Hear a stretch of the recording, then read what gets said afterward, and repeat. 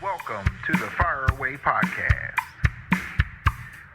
That is the Fire Away Podcast. Oh yeah, here we go. Let's do it. Boom. Welcome back to another episode of the Fire Away Podcast. I am your host, Mark Meyer. I am here with Fred Anders. Mark and Fred in the morning. And Fred in the morning. Good morning. Good morning, Fred. Don't forget, follow us on Instagram, Fire_Away Podcast on Instagram. Catch up on all episodes anywhere you get your podcasts. And it's just Fred and I today. No special guest today. Nope. We're just going to kick it for a little bit. We're special in our own way. Yeah, man. So we were talking a little bit about comedy before the mics came on. Yeah.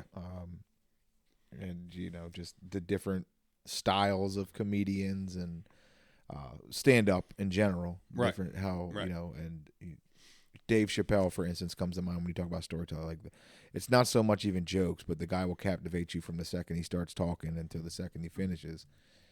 With a couple funny parts in between here and there in his stories. And then you do have the guys who they have to have a set-up punch. But One-liners, everything's already pre-scripted. yeah, it is. It's super impressive when you see, and it goes around a lot now on like TikTok or Reels, these clips of crowd work that these guys can do, which is all off, you know, it's all off the head because you never know what somebody's going to shout out. So that'll basically be the topic, and it's always impressive to see guys that can do that, and it's just got to come with experience, I would imagine. Well, experience, comfortability, and how smart you are. You know what I mean? You got to. And the thing is, it's what your style, what works for you. And you know, you got those guys who do the one-liners, who have everything set up right down the line, and they're hilarious. George Carlin was one of the ones that did both. George Carlin could put a script together and run down the script, and it's absolutely hilarious. But he could just fly off on a tangent and be just as funny. Dave Chappelle is one who does that. Robin Williams was a good stand-up comedian who could just kind of just let it fly. Yeah. You got a lot of these new guys now who do, but it all comes down to, you know, for me and a comedian, delivery. And one of the best deliverers I've got that I know is Ron White. Yeah, Ron. Well, yeah. Well, you want to talk about a professional, right? It is a profession. It is art, and that is a guy who you can tell consistently writes.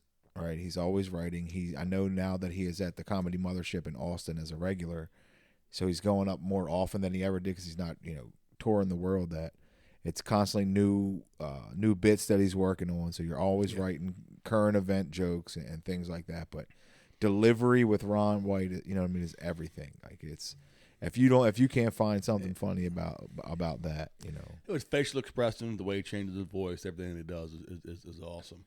I've seen a couple different comedians. I've seen Chappelle. I've seen George Carlin.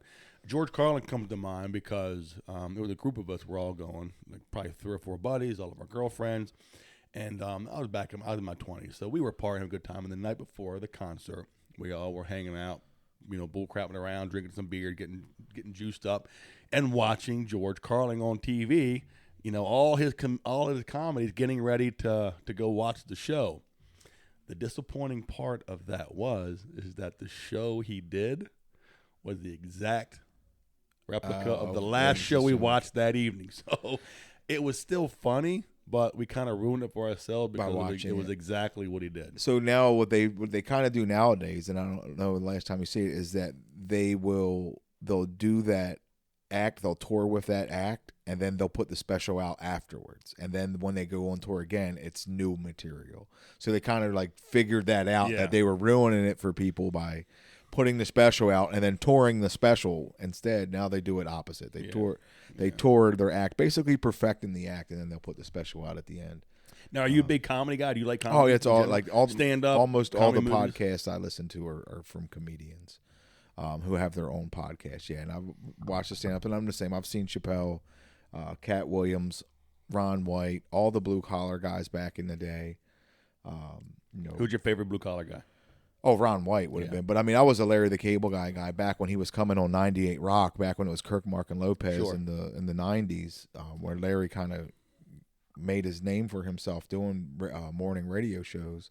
And that's what would have got me into it. And then when you go there and you get to see a guy like Ron White, and Foxworthy and Engvall, too, are great in their own right. But there's levels to it, right? There's a reason Ron White's considered one of the greatest stand-ups of all time. 100%. And when you watch these guys in person, craft their art like that, it's impressive.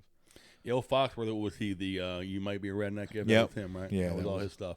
And it's signatures. I mean, and they all have their signature saying or their signature look, and Yep. you know, and it works well It's an for act. them. It's really 100%. an act. I mean, yeah. they're entertainers at the end of the day. Yep. But it's not the easiest thing in the world to do, man. It's number one to get up in front of a crowd. Yeah, And, so- and I think even more so than Mitch Hedberg, yeah, Mitch is great.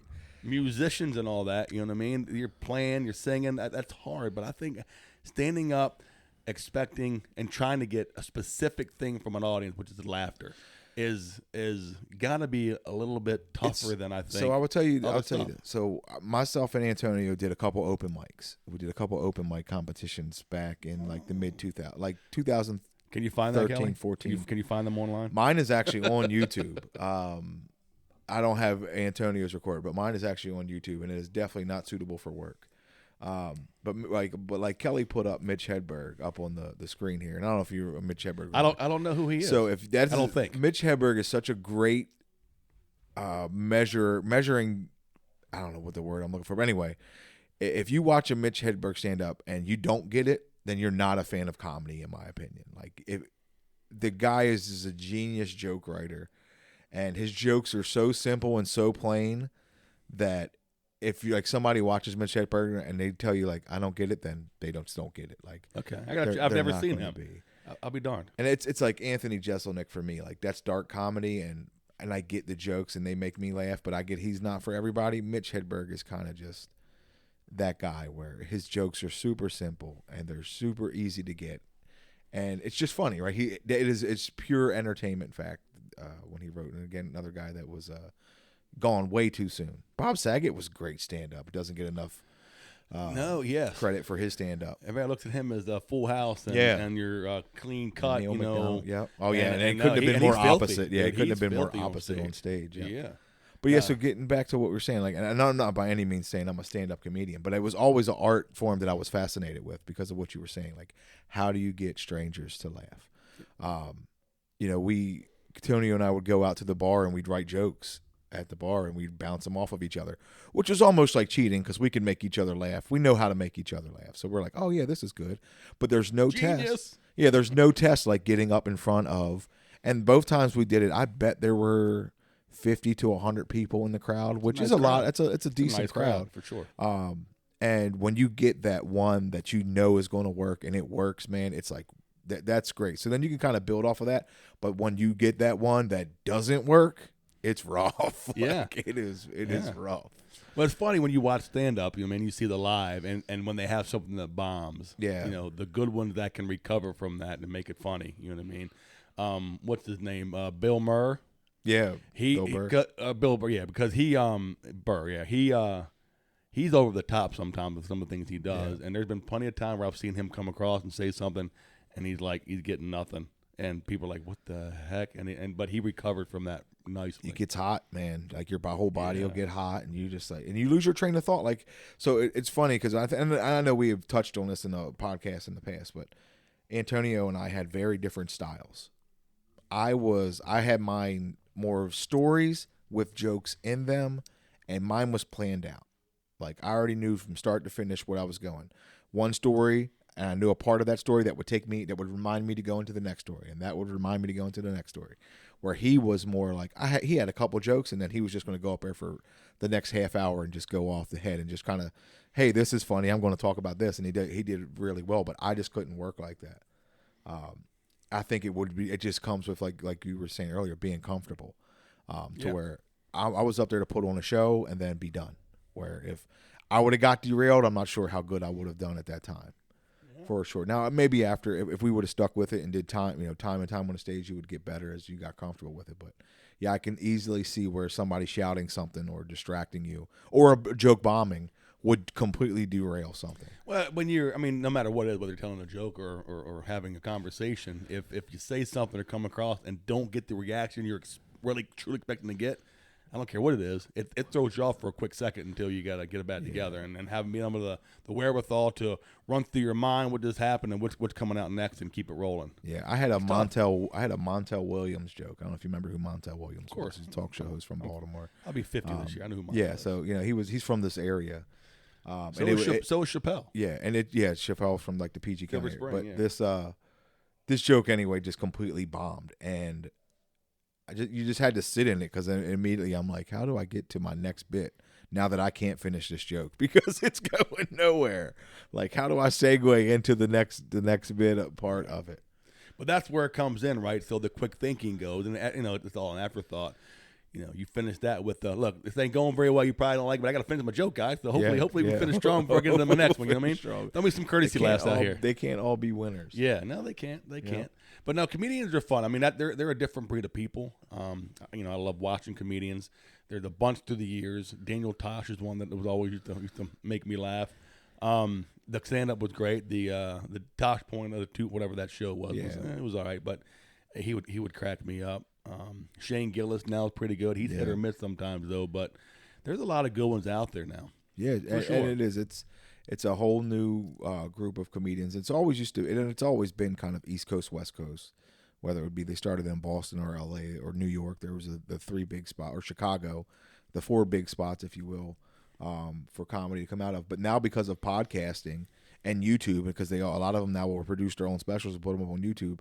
It's much more accessible. Like you're watching comedians from LA that you usually wouldn't be able to see unless you were in LA going to a club or Chicago. Now you get to see them all because everybody's just putting their work up online, which is great because it's exposing. And I don't think stand-up comedy has ever been bigger than it is right now with so many specials and podcasting. It's huge. I mean, my favorite podcast, and I talked about it with Anna on the show, is The Honeydew. And it's with Ryan Sickler, who is a Baltimore comedian who's now living in L.A. But all he has on his podcast are other comedians. And the premise of the show is highlighting the lowlights, right? Like we're comedians, we're the storytellers, but it's the story behind the storytellers. Like I want to know about the worst things that happened in your life, right? And they're comics, so they make light of it, right? So it's kind of like it's almost like they consider it like a therapeutic podcast that they're coming on because they get to talk about the worst part of their lives with other stand-up comedians and make now, light of and it. it's making light of it, right? Sure. So it's a fun premise, and it's my favorite podcast to listen to. What's it called again? The Honeydew. The Honeydew. Yeah, I'll try that out. So he'll tell you throughout a couple podcasts like why he called it the Honeydew. He said he was at a diner one day and he seen a fruit plate and he was noticing that all the tables that had fruit plate, all the fruit was gone except for the honeydew. And he was like, it's a perfectly good fruit that people just discard. He said, like, that's how I felt people treated me my whole life. Like, I'm a perfectly good person who's just been discarded their whole life. So he named the podcast The Honeydew. But he also has one called The Crab Feast that he did back in the day that you can find anywhere where you get podcasts as well. And it's just stand-up comedians podcasting with other stand-up comedians, which, I haven't listened to an episode in the last 3 years that wasn't hilarious. Okay. Okay. What so who is all the time now talking, obviously you're into comedy. Who do you think the greatest of all time and who's your favorite? So Eddie Murphy to me is the greatest of all time. Yeah? Raw, Eddie Murphy Raw, I remember putting the VHS in when I was... Is that because he's in your era, you think? Yeah, he was the first for me. Okay. You putting that Eddie Murphy Raw VHS in my room when I was probably 12 or 13 and watching that from start to finish. Yeah, the red leather jumpsuit. Yeah. And watching that and just laughing hysterically, like, wow, somebody can do that. To me, that was the first. So he's always been my favorite because of that. Right now, my favorite comedian that I follow would be Bert Kreischer. Him and Tom Segura, Two Bears podcast.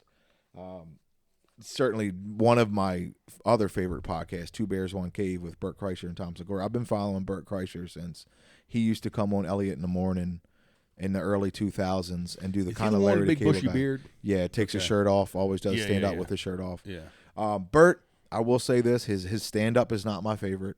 It's not my favorite stand-up. I still think it's funny, but his style is not my favorite. But everything else he does is my favorite. Like just as personality, following him on social media, his podcasting, the kind of person that he is it seems to be anyway. I don't know the man personally. Even though I've probably I've definitely seen him in live more than anybody else, more than everybody else combined. I've seen him live. Okay. It's just I guess he's more relatable to me. Just a fat big hairy party bastard. dude. Yeah, you know what I mean. It just likes to have fun. Yeah. So for sure, what about you, Fred? My all-time favorite is Richard Pryor. Okay. Richard Pryor. And that was a Now, little bit before Eddie, right? So a little bit before Eddie, right? Yeah, and not necessarily in my wheelhouse of time. I mean, from where I grew up, he was still a little bit before me. But getting into it, I would have to say probably the Eddie Murphys, the Rawls, the Deliriouses were the first ones that really impacted as far as watching. You know what I mean? And really got me into comedy. But just the storytelling and the true storyteller, Richard Pryor. With all of his characters, his Mabone characters, and the way he laid out a CD, Yeah. it kind of all just flowed. Absolutely hilarious. It's kind of the book. Godfather of comedy. Without to a me, doubt. You know what I mean? You get guys like from that, you get Jim Carrey, the act on stage with Jim Carrey, the Chris Farleys, these guys that are just over, Robin Williams, these guys that are over the top in their acts. So when Eddie Murphy first started, he was a frequent guest on Ed Sullivan, and that's back when he had to do clean comedy. So for the longest time on TV, you had Richard Pryor doing clean comedy. He got invited to the Apollo, and that's where all the good comedians run through in New York to the Apollo. Got And Bernie Mac his start. Yeah. Well, when Richard Pryor went to the Apollo for the very first time, he was booed off stage. He was like, this is not. Everybody like, you gotta be kidding me. Like Yeah. you're selling out. You don't ain't one of want- us. And it was crazy. And he had to really go back and evaluate what he wanted to do as a comedian and what direction he wanted to go. And that's when he's like, you know what? I've had enough. I'm gonna be who I want to be. And that's when he started on the path of just where he's at now. He's had a rocky up and down life. Obviously, he's no longer with us, but now when he first started off, he was a clean comedian, and he had to turn that around and be who he truly wanted to be. But funny story, you've been there. He's from Peoria, Illinois. Yeah. Yes, he is from Peoria. Don't he got a statue of him He's in got Peoria? a statue in Peoria. Yeah. His grandmother ran a brothel, Okay. and in Peoria, a couple brothels in Peoria. Dad was never around. Mom worked at the brothel. He had a pretty rough upbringing, and he'll tell you, the only way, and he was a small guy. He was not a big guy at all. And, in the mean streets of Peoria, you either had to be fast or make them laugh. He said, I wasn't very fast, so I started making them laugh. But no, Richard Pryor is my favorite, all-time favorite. But there's a lot of good ones out there, man. There is. There's a And lot of it's good no ones. shortage nowadays, too, of, like you said, you mentioned Shane Gillis nowadays, and Tony Hinchcliffe and what he's doing with the Kill Tony podcast is revolutionizing new comedy to me. Like, I don't know if you've ever seen that show. So it's a live stand-up show that Tony Hinchcliffe, who's another stand-up comedian in that group, like the Shane Gillis, Joe Rogan group, has his own show called Kill Tony. And what it is it's an open mic for amateur comedians, and they get 1 minute. And the panel is all stand-up comedians, established stand-up comedians. And sometimes they'll bring in a famous guest that are on this panel, and they bring up these, amateur comics. You get 1 minute. Good luck. You know what I mean? And they're going to get on you if you're not good, and they're going to praise you if you are. And people have gotten deals off of that show. Like, they've come out there and they've done their 60 seconds. That's and got to done be well. absolutely freaking nerve-wracking, right? Yeah. I'm trying to get going here. I don't know if my shit's any good. You can buzz that out if you need to. And I got to sit here in front of a panel of established comedians and make them laugh. And if you do, though, that's got to be pretty amazing. If you the come feeling out has to be ecstatic for sure. I mean, when you're amongst your the high level of your peers, and you can do a good job, and that's no matter what you're doing, that's always good. That's always good.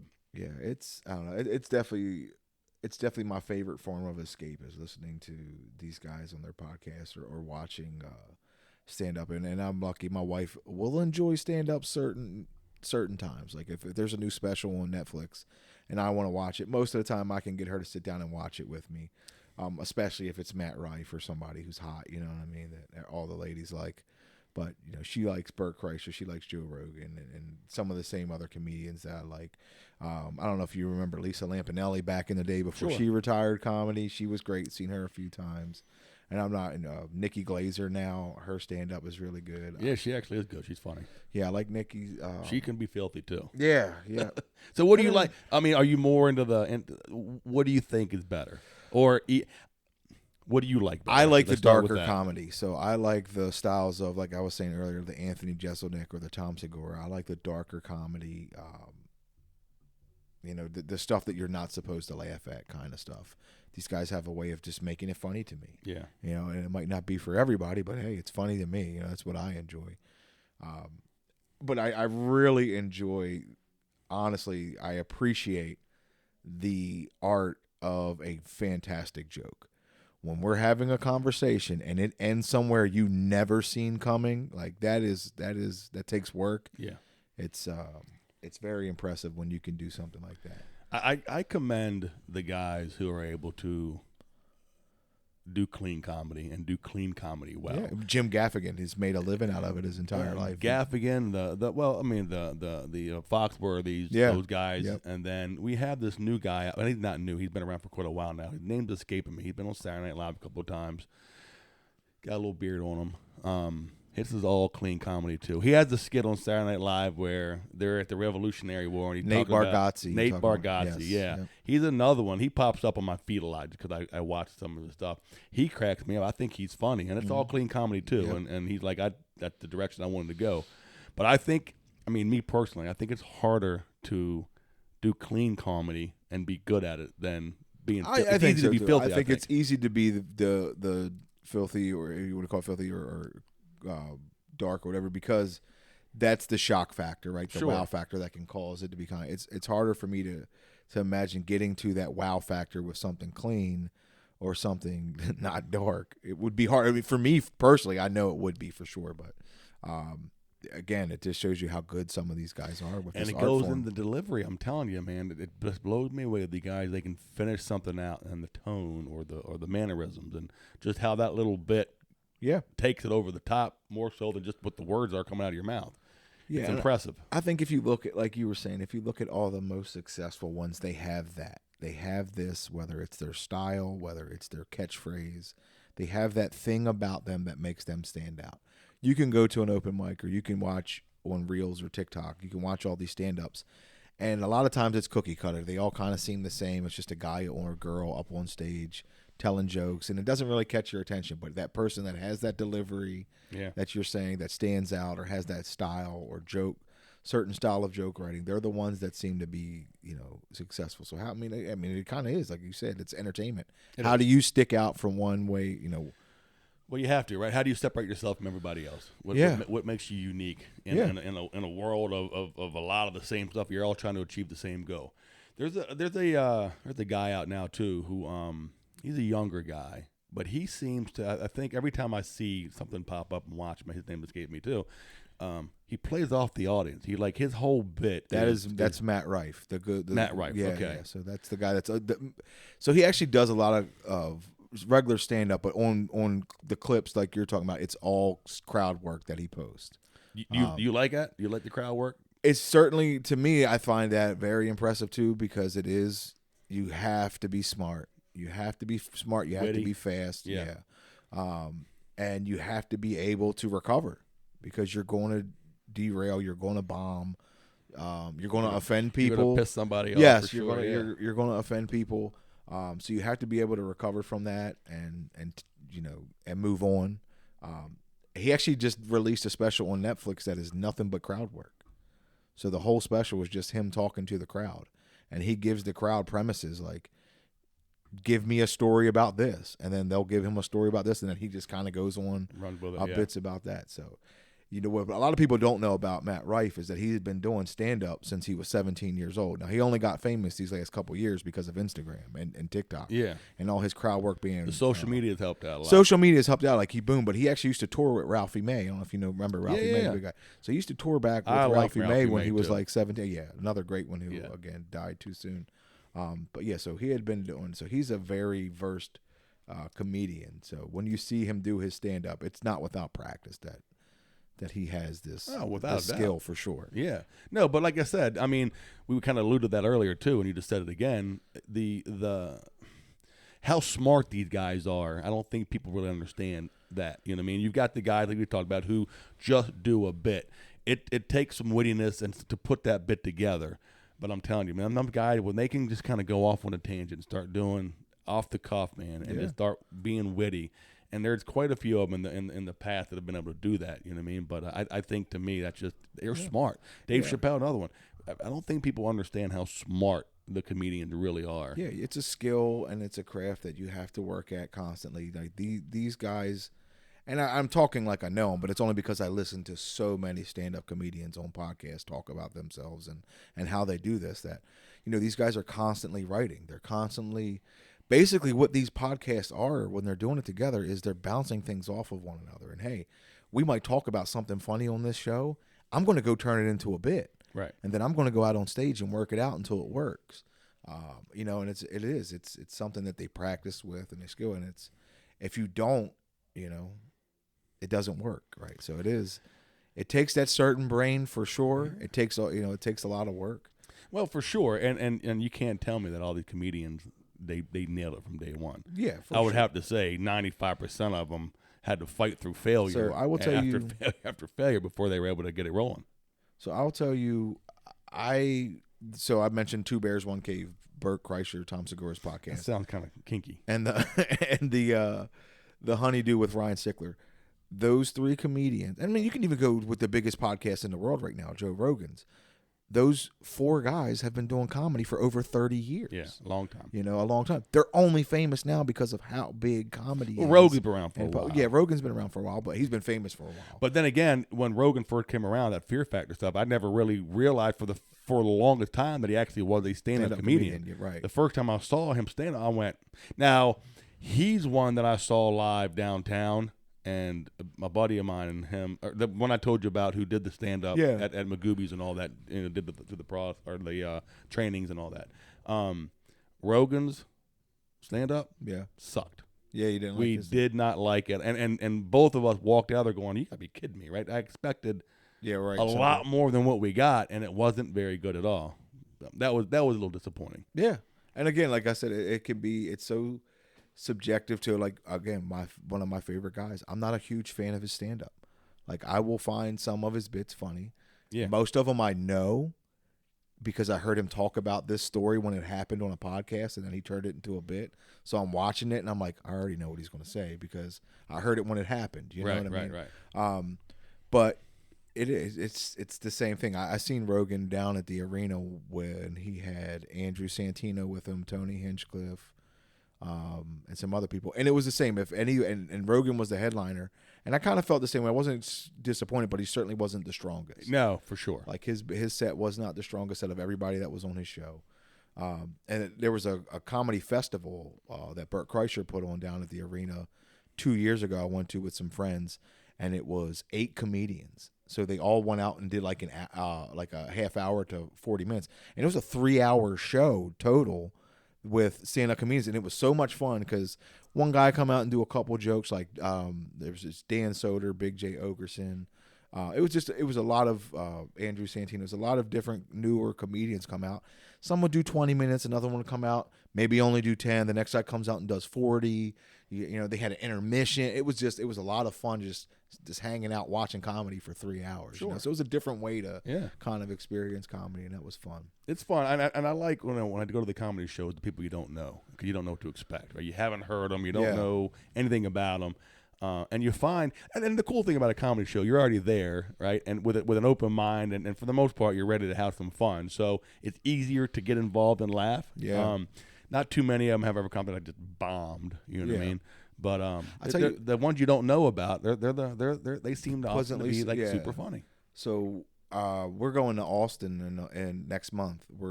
Love that we're town. coming, and I got shows to the Comedy Mothership, to Joe Rogan's comedy place there, and it's kind of the same. Like, we know who the headliner is, but we have no idea who any of the other people are that are coming up, and I'm excited about it. Sure. My wife, not so much. She's like, "You mean we're going to a show and we don't know who we're seeing?" I'm like, "Yeah, it's comedy. Like, it's a comedy. It's a place where comedians get to go to do comedy. It's not all about just going to see a headliner."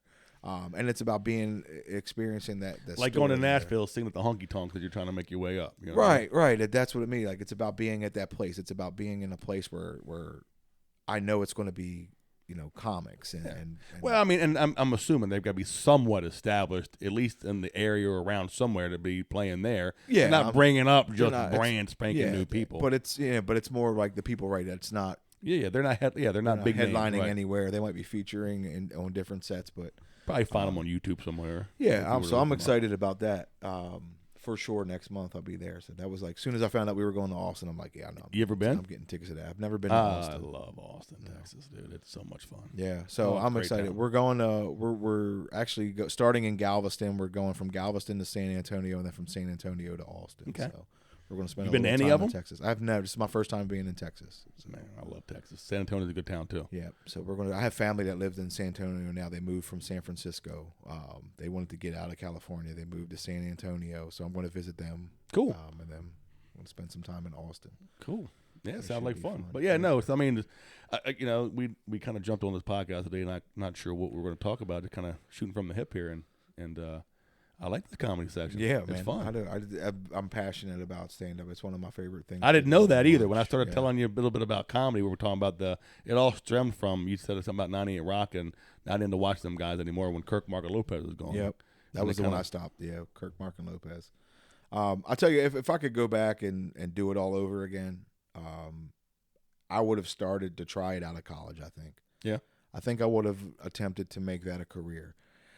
Let me just be clear. Knowing what I know now, knowing that 20 years later it would be as big as it is now, Yeah. and that I could be right here in 2024 with 20 years of experience. You know, do you last that long? Who knows? But I've definitely certainly liked it for a long time, and when I tried it out on stage, definitely loved it. You know, when you do good and you come off of that high and you're like, wow, I could do this for a living kind of thing. But what you don't realize, and I tell everybody, is how much work it is. You know what I mean? Like, it was an hour a night, but we spent weeks writing jokes and coming up with things and trying things out. So you imagine if you do that every night, you know, it would be a job. So I think I would have gave it a real shot if I could go back and do it all over again. You got to see this future and see where it was headed. Yeah, because it's a Easier. huge risk, right? You know what I mean? You're not. It's a hard thing to make a living doing when you're starting out. And out of college, I didn't really have that choice. You know what I mean? It was like, hey, you got to pay bills, you got to help out with rent, and it'd be hard to go. Well, okay, well, I'm going to go be a clown and do stand up on stage for an hour a night and get paid pennies and probably not make it. But this is what I want to do. Look, my parents were very supportive, and they would have been like, go for it. But it would have definitely certainly taken a huge leap of faith, and I don't know that. Well, that's the scary part, right? Yeah. Believing in yourself and going at it, and that's part of the experience, and it's not an easy thing to do. That's another thing musicians and them entertainers that they have that others don't, is that moxie to say, you know what, no matter what's not going to gonna happen, fail. I'm not going to fail. Yeah. I'm going to do what I got to do and make it work. And you know, it's very commendable, very commendable. Yep. But yeah, no, for sure. I got to pull this YouTube up. What do I type in? Mark Meyer. Yeah, actually, I think it is under my name, and I will tell you that I apologize for what is said on that. Listen, it's an open mic. It's not very polished. It's not very high quality. So you took the route of not clean comedy, is what you're telling me. Definitely not clean comedy. I actually have my wife's aunt called me crying after she heard the first Oh bit. my! So, you know, it starts off pretty rough That's funny. after she heard the first bit. So, hey, look, it was a good time. I actually won that competition that's recorded, but my wife recorded it on like the first ever iPhone, so it's not the best quality. Yeah, you won the By competition. any Won means. that mic night. The one that was recorded, I actually won that night. The other time we did, Antonio won that one, and I took second place in that one. And then this one we reversed. I took first, he took second in Man, this that's competition. awesome. Is he recorded too somewhere? Did somebody got him? I'm Or you're not sure he probably has himself, because I Mhm. want to imagine that his wife or my sister, his wife, whatever, would have recorded him. But I don't know for sure. Okay. All right, I'm gonna check that out. Check that out. Good luck, But man. anyway, again, another great episode here, Mark. Yeah, I thanks, appreciate man. your insight on comedy. Yeah, absolutely, man. Well, like I said, check us out on Instagram, Fire_Away Podcast on Instagram, and catch up on all episodes anywhere you get your podcast. We'll talk to you next time. All right, see you guys.